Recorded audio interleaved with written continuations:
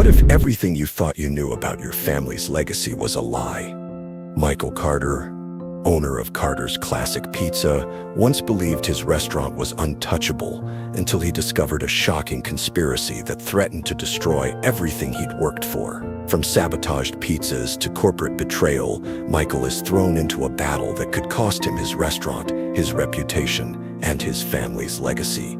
But what happens when he decides to fight back, using the very recipe his grandfather created? This is the story of how one man's determination to protect his family's legacy turns into a war for justice and survival. The 85th floor? That was executive territory, not the HR department on 42. Was this some kind of polite rejection? Were they feeling sorry for him and planning to let him down gently in person? No way. That didn't add up. Companies like Henderson didn't waste executive time on failed candidates, did they? He glanced at the clock. 11:17 a.m. Less than 3 hours to get ready. This time, there'd be no freak rainstorm to ruin his plans.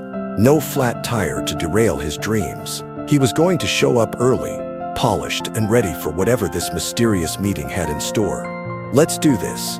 At 1:15 p.m., Daniel stepped out of a taxi in front of the Henderson building, looking sharp as ever in his now pristine suit. The sky was clear, the sidewalks dry. Could it be more different from that disastrous storm? It felt like a whole new world. "Good afternoon," he greeted the security guard with a confident smile, his nerves buzzing but under control. "Daniel Carter, I've got a 2 appointment on the 85th floor." The guard checked his list, his eyebrows inching up. Well, you do indeed, Mr. Carter. That's the executive floor." He handed Daniel a special access badge, its weight feeling like a ticket to something big. "This'll get you up there. Elevators are to your right." "Thanks," Daniel said, his pulse quickening as he headed toward the elevators. The executive elevator glided upward with a smoothness that felt almost surreal, carrying Daniel higher and higher as his nerves kicked into overdrive. Why would anyone on the executive floor want to see him? What could possibly be waiting for him 85 stories above the city? The doors slid open, and Daniel stepped into a world that made the 42nd floor look like a budget office. The reception area was stunning. Genuine artwork, not cheap prints, adorned the walls and the furniture. It probably cost more than his rent for a year. Floor-to-ceiling windows framed a jaw-dropping view of the city skyline. "Mr. Carter," a woman approached with a warm, welcoming smile, her tailored suit and poised demeanor screaming importance. "I'm Sandra Mitchell. We spoke earlier. Thanks for coming on such short notice." "Thank you for inviting me," Daniel replied, shaking her hand, his curiosity burning. "I've got to admit I'm a little confused about why I'm here." Miss Mitchell's smile gave nothing away. "It'll all make sense soon. Can I get you water or coffee while you wait?" "Water would be great. Thanks," he said, trying to keep his cool. As she stepped away, Daniel took a moment to soak in his surroundings. This was it, the heart of Henderson and Company, where billion-dollar deals were sealed every day. Just standing here felt like stepping into a dream. Miss Mitchell returned with a crystal glass of water sparkling in the light. "The CEO will see you now, Mr. Carter." The CEO, Daniel nearly choked on his first sip, his eyes widening. Theodore Henderson himself, the legendary near-mythical figure who barely gave interviews and was famously private. Why on earth would he want to meet a nobody like Daniel, a guy who'd flunked his entry-level interview? He followed Miss Mitchell down a hallway lined with framed photos tracing the company's history. Its founding in 1937, its triumphs through financial crises, its rise to global powerhouse. At the end loomed a set of massive double doors, imposing as a fortress. Miss Mitchell knocked softly, then opened one door. "Mr. Carter is here, sir.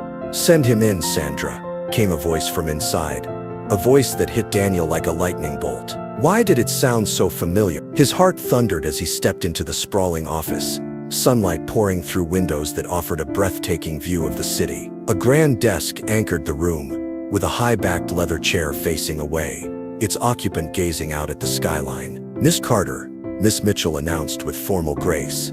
"May I present Mr. Theodore Henderson, Chief Executive Officer of Henderson and Company." The chair swiveled slowly, and Daniel froze, his jaw dropped. There, with the same kind eyes and gentle smile, was Theodore, the old man from the rainstorm, the stranger whose flat tire he'd changed at the cost of his interview. "Hello again, Daniel," Theodore Henderson said, rising from his chair with a warmth that made Daniel's head spin. I believe we have a conversation to finish. Daniel stood rooted to the spot, his mind racing to catch up. Theodore Henderson, one of the richest men in the country, the founder of the very firm he'd been desperate to join. How was this possible? Please, take a seat. Henderson gestured to a chair across from his desk, his eyes twinkling with amusement. You might need it. Daniel sank into the chair, his words stuck in his throat. Sir, I had no idea who you were, he finally managed, his voice shaky. Henderson's smile widened. And that, young man, is exactly why our meeting in the rain was so incredible. He leaned back in his leather chair, studying Daniel with the same thoughtful gaze he'd had during the storm. The office screamed power and success, awards gleamed on the walls, financial journals sat neatly on polished shelves, and through those panoramic windows the city stretched out like a kingdom at his feet. You look shocked, Henderson said, his voice carrying the quiet authority of someone used to commanding attention. But I bet you're not as shocked as I was when a young man in a soaking wet suit stopped to help an old fool with a flat tire. Daniel swallowed hard, his throat dry as Sir, if I'd known it was you. Henderson raised a hand, cutting him off. That's the whole point, Mr. Carter. You didn't know. You had no clue the old man you helped owned this building, and plenty others besides. He leaned forward, elbows on his desk, his eyes locked on Daniel. You weren't expecting a reward. In fact, you knew that helping me would cost you something huge. The billionaire stood, moving with surprising energy for his age, and walked to the window. 57 years ago, I started this company with nothing but grit and a loan from my father-in-law. Back then, my name was nobody's. He turned to face Daniel, his expression serious. Do you know why Henderson and Company has outlasted so many other firms? Daniel drew on his business school knowledge, his voice tentative. Your investment strategies are legendary, sir, and your risk assessment models, they're studied in every finance program in the country. Henderson nodded, a spark of approval in his eye. Solid answers, but not the whole story. This company thrives because I built it on integrity. Money? You can make it lots of ways, Mr. Carter. But a reputation, that takes a lifetime to build and just seconds to lose. He returned to his seat, his gaze never wavering from Daniel. 3 days ago, I did something I haven't done in years. I drove myself to work. Henderson chuckled, shaking his head. My wife called me foolish. My security team was horrified. But I wanted to feel like plain old Theodore again. Not Theodore Henderson.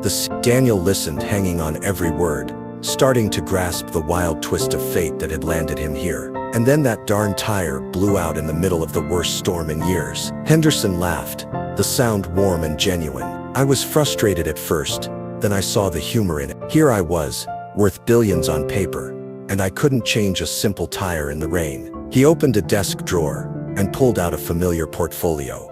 Daniel's portfolio, now dry but still marked by faint water stains. You left this in my car, Henderson said, sliding it across the desk. I took a look at your analysis of emerging markets in Southeast Asia. Impressive stuff for a recent grad. Daniel stared at the portfolio, then back at Henderson, his mind reeling. Thank you, sir, but I'm still not sure why I'm here. Aren't you? Henderson leaned back, a knowing glint in his eyes. Daniel, do you know how many Harvard and Wharton grads apply to this company every year? Hundreds, perfect GPAs, fancy internships, family connections up the wazoo. He gestured toward the window. And how many of them would stop in a downpour to help an old man with a flat tire, knowing it had cost them their dream job? The question hung heavy in the air. Not many, Daniel admitted, his voice soft. Not many, Henderson agreed, his tone in fact, I bet it's next to none. He pressed a button on his desk intercom. Sandra, could you bring in the file, please? Miss Mitchell appeared moments later, placing a thick folder in front of Henderson, before slipping out quiet. After you left our building on Monday, I did some digging, Henderson said, opening the folder. Your academic record, outstanding, especially since you worked part-time through school. Your professors rave about your analytical skills and work ethic. But what really caught my eye was what your old bosses said. He flipped through the pages, his voice warm. The manager at the coffee shop where you worked 3 years. She told me how you stayed late after closing when a young mom forgot her laptop. waiting until she could pick it up. Your supervisor at the university library said you reorganized their outdated filing system over winter break for free. Small acts, Daniel, but they scream character. A wave of emotion crashed over Daniel, his heart swelling with a mix of pride and humility. Those small acts of kindness, the late nights at the coffee shop, the unpaid hours organizing the library's files, he'd never done them for praise. They were just the right things to do. Theodore Henderson closed the folder with a decisive snap, his eyes locking onto Daniel's with a warmth that felt like a father's approval. Our hiring process at Henderson & Company, it's built to spot the sharpest financial minds in the country, and it does that pretty darn well, he said, his voice rich with conviction. But character, that's something no test can measure. For that I've got to rely on other ways. Daniel's breath caught, a realization dawning. The flat tire, he whispered, his eyes widening. That wasn't just some random accident, was it? Henderson's lips curved into a sly, knowing smile. Oh, the flat tire was real, I promise you. My driver usually handles those things, but like I told you, I gave him the day off. The fact that it happened that morning, though, well, let's just say fate has a way of working miracles. Henderson stood, his presence commanding yet kind, and extended his hand across the desk. Daniel Carter, I want to offer you a position at Henderson & Company, not as a junior analyst, though you'd knock that role out of the park, but as my special assistant. Daniel's legs wobbled as he rose, grasping Henderson's hand, his mind reeling. Your special assistant, but sir, I don't have the experience for that, he stammered, his heart pounding. Oh, Daniel, Henderson interrupted, his voice gentle but firm. You have exactly the experience I need. Financial analysis, that can be taught. Spreadsheets, you'll master those in no time. Economic theories, easy to learn. But integrity, he shook his head, his eyes gleaming with conviction. That's something you're born with, and you've got it in spades. The billionaire stepped around his desk, placing a fatherly hand on Daniel's shoulder, the gesture grounding him in the moment. This company's future isn't just about making money. It's about making the right calls, especially when they're tough or don't pay off right away. I need people around me who get that, Daniel. People like you. Daniel straightened, the weight of the offer sinking in, filling him with both awe and determination. What would I be doing? He asked, his voice steady despite the whirlwind in his chest. You'll work directly with me on special projects, sit in on board meetings, and learn this business from the top down, not the bottom up. Henderson's expression turned serious, his eyes searching Daniel's. It won't be a walk in the park. The hours will be grueling, the learning curve steep.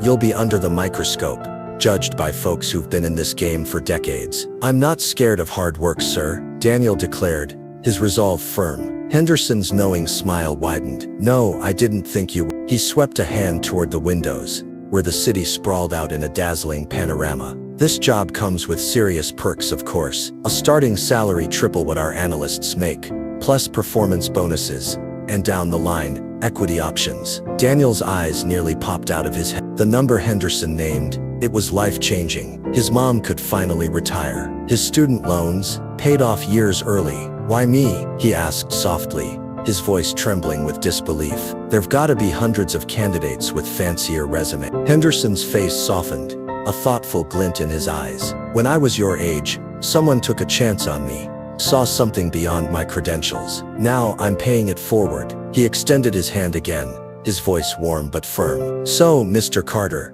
do we have a deal? Daniel gripped Henderson's hand, his future unfolding like a sunrise. Yes, sir, we do, he said, his voice brimming with certainty. Daniel's first official day at Henderson & Company dawned under clear, cloudless skies, a stark contrast to the storm that had changed everything. Standing at the entrance to the gleaming tower, he adjusted his new tie, one of several bought with his hefty signing bonus, and took a deep breath. Could this really be happening? The security guard spotted him instantly. Good morning, Mr. Carter. Welcome to your first day. Thank you, Daniel replied, still adjusting to the respect in the guard's tone. The past week had been a whirlwind. Paperwork, background checks, and an intense orientation that left his head spinning. He'd moved from his tiny studio to a cozy one-bedroom apartment closer to the office, though his mom's practical voice echoed in his mind. Save first, spend later. He'd kept his furnishings simple, resisting the urge to splurge. The executive elevator whisked him smoothly to the 85th floor,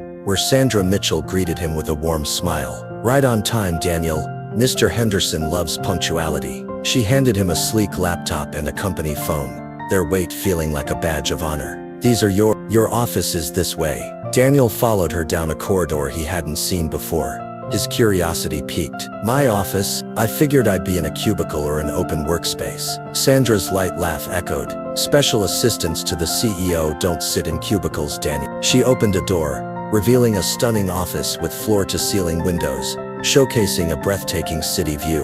A mahogany desk commanded the space, flanked by a small conference table and plush seating. This is mine? Daniel gasped, barely believing his eyes. All yours, Sandra confirmed. You'll spend a lot of time with Mr. Henderson or traveling with him, but this is your spot. He's waiting for you now, by the way. First coffee's on him. Daniel set down his things and followed Sandra to Henderson's office, where the CEO was poring over documents. Henderson looked up, his serious demeanor melting into a welcoming smile. Ah, Daniel, right on time. Close the door, would you? We've got a lot to cover. For the next 2 hours, Henderson laid out Daniel's responsibilities and the company's top priority. The scope was overwhelming: complex financial strategies, international regulations, the intricate dance of company culture. Could he handle it? During a brief pause, Daniel gathered his courage. Sir, I've got to ask, aren't you worried I'm not ready for this kind of responsibility? Henderson set down his pen, his perceptive eyes studying Daniel. Of course you're not ready. No one would be. That's why this role exists, to mold you. He pointed to the window. Look out there, Daniel. What do you see? Daniel gazed at the sprawling city buildings, businesses, lives unfolding below. I see potential, he said, his voice firm. Henderson's gentle correction carried weight. I see problems begging for solutions, opportunities hiding in plain sight. But what I can't see from up here is the reality on the ground, the human side beyond spreadsheets and profits. He stood, joining Daniel at the window. That's where you shine. Your background, your perspective, they're gold because they're different from mine and most of the execs here. A knock at the door broke the moment. Sandra peeked in. Sorry to interrupt, but the board members are gathering for the quarterly meeting. Henderson nodded. Thanks, Sandra. He turned to Daniel, a spark of challenge in his eyes. Ready to jump in? Board meetings can be daunting, but there's no better way to learn. I'm ready, Daniel said, his confidence growing despite the butterflies. The boardroom was intimidating, with 16 stern-faced executives around a massive table, their decades of experience practically radiating. Daniel felt their curious, sometimes skeptical stares as Henderson introduced him. Ladies and gentlemen, meet Daniel Carter, my new special assistant. He'll be joining our meetings from now on. A silver-haired man, James, raised an eyebrow. He's awfully young, Theodore. When did we decide to create this role? James, Henderson replied smoothly. After running this company as long as I have, you learn the value of fresh eyes. His tone shut down any debate. Daniel stayed quiet during the meeting, soaking up the intricate debates on market strategies and investments. Henderson occasionally leaned over, whispering explanations for technical jargon. Then the discussion shifted to a struggling manufacturing company the firm had invested in. The numbers don't lie, the CFO, a sharp-featured woman, declared. We should cut our losses, liquidate and move on. 1,700 people work there. Another executive countered. The community would be crushed. Henderson turned to Daniel, catching him off guard. Mr. Carter, what's your take? The room went silent, all eyes on him. Daniel's heart raced. Could he do this? Then he remembered why he was here. For his perspective, not his expertise. I grew up in a town that lost its main employer, he said, his voice gaining strength. The fallout wasn't just lost jobs. It tore through every part of life. Before deciding based only on numbers, I'd suggest looking at restructuring options to save jobs while fixing the core issues.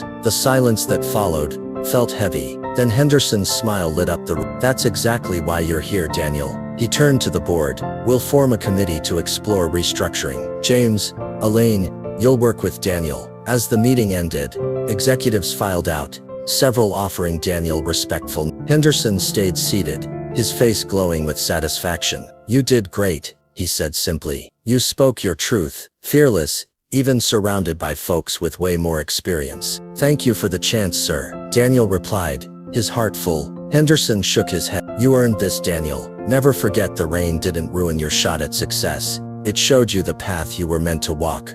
Standing by the boardroom window, Daniel looked out at the city, its streets gleaming under the bright sun. Somewhere down there, another young dreamer was probably racing to an interview, chasing their future. He smiled, warmth spreading through him. He'd stepped into Henderson and Company through an unexpected door, But now he knew true success wasn't about titles or paycheck. It was about the choices you made when no one was looking, or when someone incredibly important was. That rainstorm had washed away his doubts, paving a new road ahead, lined with integrity, opportunity, and the wisdom of a man who saw in Daniel something rarer than credentials, the courage to do what's right, no matter the cost.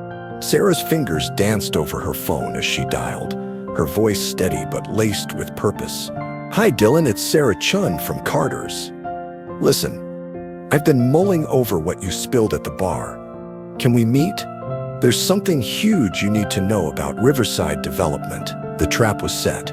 A meeting that evening at a dive bar 3 towns away. Oh, what was Dylan walking into? Meanwhile, Michael had his own mission, one that made his pulse race. He straightened his tie, nerves buzzing, and strode toward the sleek, intimidating offices of Riverside Development Corporation. Mr. Carter, Gerald Walsh, the regional director, greeted him with that fake, polished warmth that screamed corporate shark. "What a pleasant surprise. Is it really?" Michael shot back, his voice cool as he sat down, eyes locked on Walsh. "I bet you've been waiting for me to show up, haven't you?" Walsh's smile didn't budge, but Michael could sense the unease. "My restaurant's been hit hard lately. Health code nonsense, brutal reviews, suppliers mysteriously screwing up." Michael leaned in, his tone sharp. "The kind of mess that might push a guy to sell, right?" Walsh's response was smooth as silk.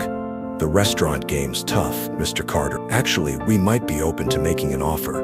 "Save it." Michael cut him off, his voice like a blade. "I'm not here to sell. I'm here to make you an offer." That hit Walsh like a jolt. His smile flickered, just for a second. "I've got some juicy documents," Michael pressed on, savoring the moment. "Records of payments to a certain bitter ex-employee, proof of corporate espionage, evidence of straight-up fraud. Guess who's fascinated? The FBI." Walsh's smile vanished, his face turning to stone. "That's a bold accusation, Mr. Carter. You're flirting with a defamation lawsuit." "Check your phone," Michael said, calm but deadly. Right on cue, Walsh's phone buzzed, and Michael watched with grim satisfaction as the man's face drained of color. Sarah had just dropped the bomb, sending Dylan proof of Riverside's plan to frame him. And Dylan, oh, just as they'd hoped, was already blasting it to everyone he knew, including his Riverside contacts. Disgruntled employees, huh? Michael stood, towering over Walsh. They get so unpredictable when they realize they've been played for suckers. "I'll let you clean up this mess." "Oh, and Walsh, my restaurant? Not for sale. Not now. Not ever." As Michael strode out of Riverside's glossy offices, his phone lit up with a text from Sarah. "Dylan's losing it, threatening to go to the media with everything. FBI's moving in." Phase 1 was done. Boom. Dylan's fury at being betrayed would spill every dirty detail of Riverside's scheme, all while digging his own grave. But Michael wasn't finished.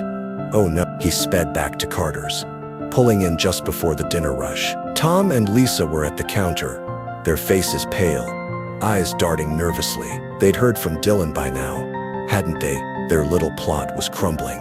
"Tom, Lisa," Michael called, his voice firm. "Step into my office now." They trailed him, swapping anxious glances like kids caught stealing. Behind his desk, Michael's eyes zeroed in on Tom's hand, creeping toward that pocket with the flavor-killing vial. "Interesting stuff you've got there, Tom," he said, casual but cutting. "The FBI lab? They're obsessed with it. Totally untraceable, usually. But their mass spectrometers? Not so ordinary." Tom's face went ghost white, his eyes wide with panic. Lisa started to stand, but Michael's next words pinned her to her seat. "Sit down, both of you. You're about to learn the difference between being conspirators and being witnesses." He laid it out cold and clear. They could spill everything to the FBI about Dylan and Riverside's operation, or face charges for corporate espionage and food tampering. Betrayal had a price, didn't it? "But you don't get it." Lisa whined, her voice shaky. "We didn't know about any corporate crap. Dylan said we were just helping him get revenge by poisoning customers." Michael's voice was ice, slicing through her excuses. "By wrecking a business that supports 50 families with their paychecks. What's betrayal worth these days, huh?" Before they could stammer a reply, Sarah burst in, her eyes wide. "Michael, You gotta see this. She flipped on the office's small TV, tuning to the local news. Dylan's face filled the screen, ranting wildly to reporters outside Riverside's offices, waving papers like a madman while FBI agents loomed in the background, closing in. Looks like your buddy went full public meltdown, Michael told his stunned employees, his voice steady but sharp. So what's it gonna be? Witnesses or defendants? Tom's hand shook as he reached into his pocket, pulling out the vial and setting it on Michael's desk with a clink. We'll tell you everything, he mumbled, defeated. Smart move, Michael said, picking up his recording pen, its tiny red light gleaming. Start from the top and don't skip a thing. As Tom and Lisa began their shaky confession, Michael caught Sarah's eye, giving her a subtle nod. Phase 2 was rolling out like clockwork, but the real showdown was coming tomorrow. Could his final plan save Carter's classic pizza, or would it burn it all down? The next morning, news vans swarmed Carter's, their cameras glinting in the sun. Michael watched from his office window, his father's words echoing in his mind. Son, in business, timing is everything. Oh, how true that was now. They're all here, Sarah reported, shutting the office door. Channel 4, Channel 7. Even that food blogger who trashed us 3 months ago. They're begging for interviews. Let 'em wait, Michael said, his eyes scanning the documents on his desk. Tom and Lisa's signed confessions, Dylan's incriminating texts, financial records exposing Riverside's shady property deals. But one paper, known only to him and Sarah, was the key to everything. Could it really work? You sure about this? Sarah asked, eyeing the secret document, her voice tinged with worry. It's a gamble. Sometimes the best defense is a killer offense, Michael replied, grabbing his grandfather's recipe book, its worn cover warm under his fingers. Everything's set in the kitchen, exactly as you wanted. But I still don't get. A commotion outside cut her off. Through the window, they saw Dylan shoving through reporters, his face red with rage. 2 FBI agents trailing him but holding back just as planned. Right on time, Michael grinned, a spark of defiance in his eyes. Let's give him the show he came for. Dylan stormed into the restaurant, the bell's cheerful jingle clashing with his furious entrance. Carter, he bellowed, you set me up. The lunch crowd froze, phones out, recording every second. Michael stepped out of his office, cool as ice, knowing this moment could go viral in minutes. Dylan, he said evenly, was hoping you'd drop by. You think you're so slick? Dylan spat, his voice shaking. Tricking me into exposing Riverside, making me their puppet. I'll tell everyone the real story. Oh, you mean how you stole from the register? Michael's voice rang out, clear and calm in the hushed restaurant. Or how you paid for fake reviews. Maybe the chemical you had Tom slip into the food. Dylan's rage faltered, uncertainty creeping into his eyes. The FBI agents edged closer, but Michael raised a hand to hold them off.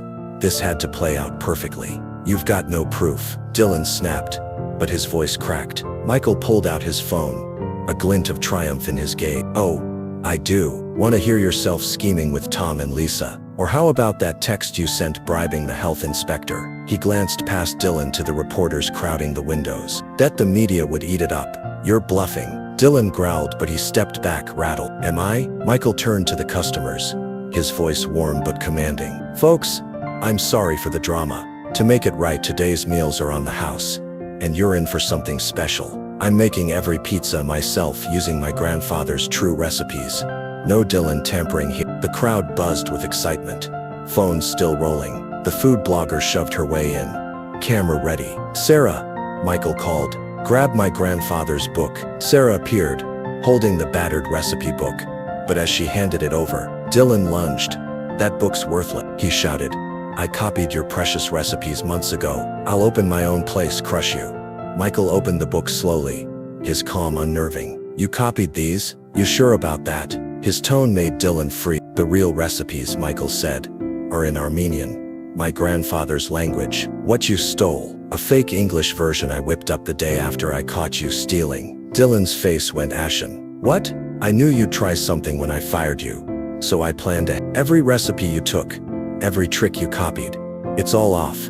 Just enough to make the food taste wrong. The food blogger gasped, customers filming furiously. That's impossible, Dylan whispered, his voice barely audible. Ever wonder why your big business plan flopped with investors? Why Riverside had to pay you to wreck my place instead of letting you compete? Michael stepped closer, relentless. They tested your recipes and knew they were trapped. Dylan's legs buckled.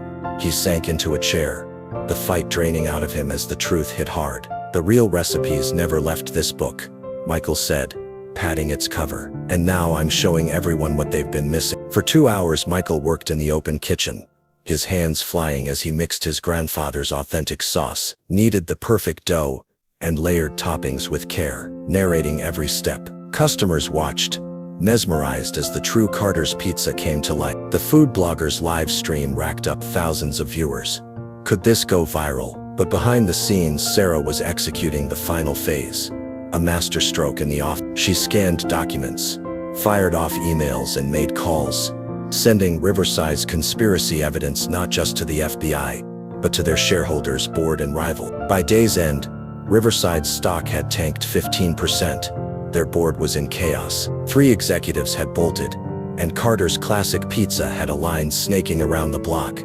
They'll try to bury this, Mike, Sarah warned as they locked up Carter's Classic Pizza that night, her voice heavy with caution. Riverside's got lawyers who could crush us. Let them try, Michael shot back, clutching the document they'd painstakingly prepared, his eyes blazing with defiance. Tomorrow morning I'm hitting them with a RICO lawsuit, not just for trying to steal my restaurant, but for every small business they've crushed over the past 5 years. And guess who's stepping up to testify? Sarah's eyes widened as she glimpsed the signature at the bottom. No way. Is that Riverside's former CFO? You bet, Michael grinned, a spark of triumph in his voice. He's been itching to spill the truth for months, and Dylan's epic meltdown just handed him the perfect chance. Michael gazed around his restaurant, his heart swelling. This was his grandfather's dream, his father's legacy, his life's work. Tomorrow would bring new battles, but tonight, oh, he hadn't just survived.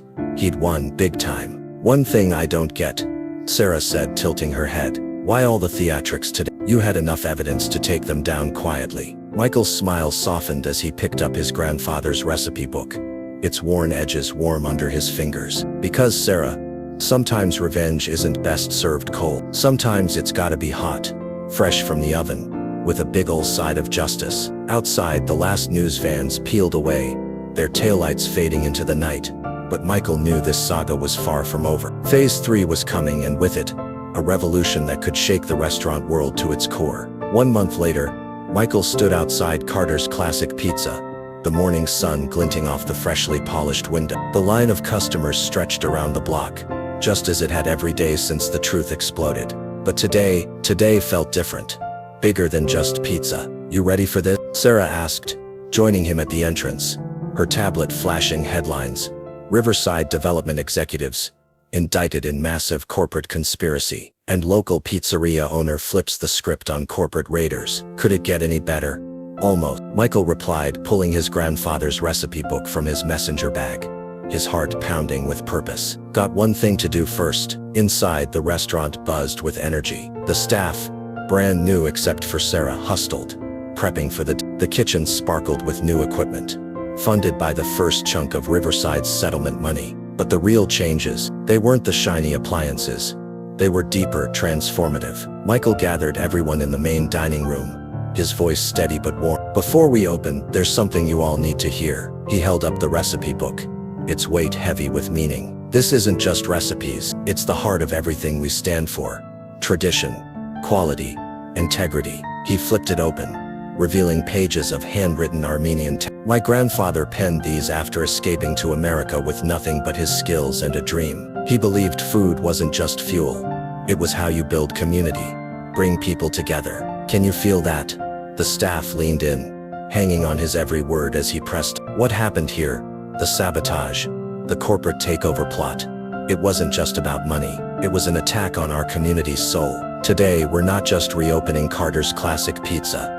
We're launching something massive. Sarah stepped up, handing out folders to each employee, her eyes bright with pride. It's called the Community Restaurant Protection Initiative, she announced. With the settlement cash and all the evidence we dug up, we've built a legal fund and support network to shield other family-owned restaurants from corporate bullies. Wasn't that incredible?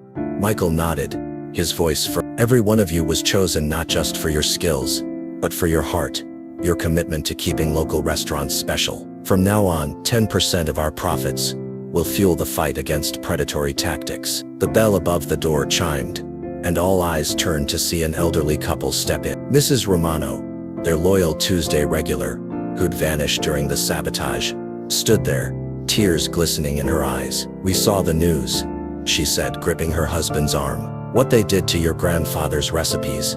It broke our heart. No chain restaurant could ever replace what this place means to us." Michael's throat tightened as he crossed the room and hugged them both. "Your table's waiting, Mrs. Romano, and wait till you taste what we've got today." The next few hours were a whirlwind of joy and chaos. Every pizza that sailed out of the kitchen was flawless, crafted with the true recipes, served with a pride that filled the air. That food blogger, the one who'd once slammed them with a brutal review, sat in the corner, her face streaked with tears of joy as she savored the authentic flavors, her camera capturing every bite. Around noon, a special delivery rolled in, and Michael gathered everyone around as Sarah wheeled in a massive digital display. On the screen, a live video conference linked them to dozens of restaurant owners nationwide, all scarred by similar corporate schemes. Could this be the start of something huge? "Thanks to what we uncovered in the Riverside case," Michael declared to the virtual crowd, "we've exposed their whole rotten network. Shell companies, fake review farms, supplier scams, everything. The FBI's already kicking off investigations in 12 cities." A woman from Chicago, her voice thick with emotion, spoke up. "They forced me out last year. I lost it all." "Not everything," Michael countered, his voice ringing with hope. "We're filing a class action lawsuit with the evidence we've got, backed by Riverside's former CFO's testimony. We're not just gonna win, we're gonna rewrite how these corporations play their dirty game." The meeting stretched on, stories of heartbreak and resilience pouring out, connecting strangers through their shared fight. By the end, a new network had taken root, one devoted to guarding the soul of local dining. As the afternoon slowed, Michael found himself back in his office, staring at the walls now adorned with family photos. His grandfather beaming by the original pizza oven, his father guiding his young hands to toss dough, and a fresh addition, a snapshot of the current staff, taken that very morning. Wasn't this what it was all about? Sarah knocked and stepped in, her face alight with news. "Just heard from the FBI. Dylan took a plea deal. He's testifying against everyone in the scheme. And Tom and Lisa, community service and mandatory business ethics classes. Their confessions blew the case wide open." She paused, a grin spreading. "Oh, and that chain restaurant developer who was gonna buy us out. They're under investigation for similar scams in 3 other states." Riverside wasn't the only one playing dirty. Michael nodded, his fingers tracing the edges of his grandfather's recipe. "You know the irony. They thought family restaurants like ours were easy targets. Weak. They never got that our ties to our community, our love for tradition, those aren't weaknesses. They're our superpower." The sun dipped low as Michael prepped to close, the last customer gone, the kitchen gleaming, a fresh batch of dough proofing for tomorrow. Counting the day's receipts, real ones on the right paper, he couldn't help but smile. How far they'd come in just a month. The bell chimed one last time, and Michael looked up to see his teenage son stroll in, still in his baseball uniform, his bat bag slung over his shoulder. "Hey Dad," he called, dropping his gear. "Need help prepping for tomorrow?" Michael opened his grandfather's recipe book to a dog-eared page, his heart full. "Actually, son, it's time you learned the real family recipes, the ones in Armenia." As father and son stood side by side in the kitchen, the spirit of 3 generations of Carters filled the room, warm and alive. Outside, the city was shifting, but in here, tradition thrived, not as some dusty relic, but as a vibrant, breathing testament to family, community, and the magic of a perfectly crafted pizza. And somewhere, Michael knew, his grandfather was smiling, his legacy shining brighter than ever. Could there be a better ending than this?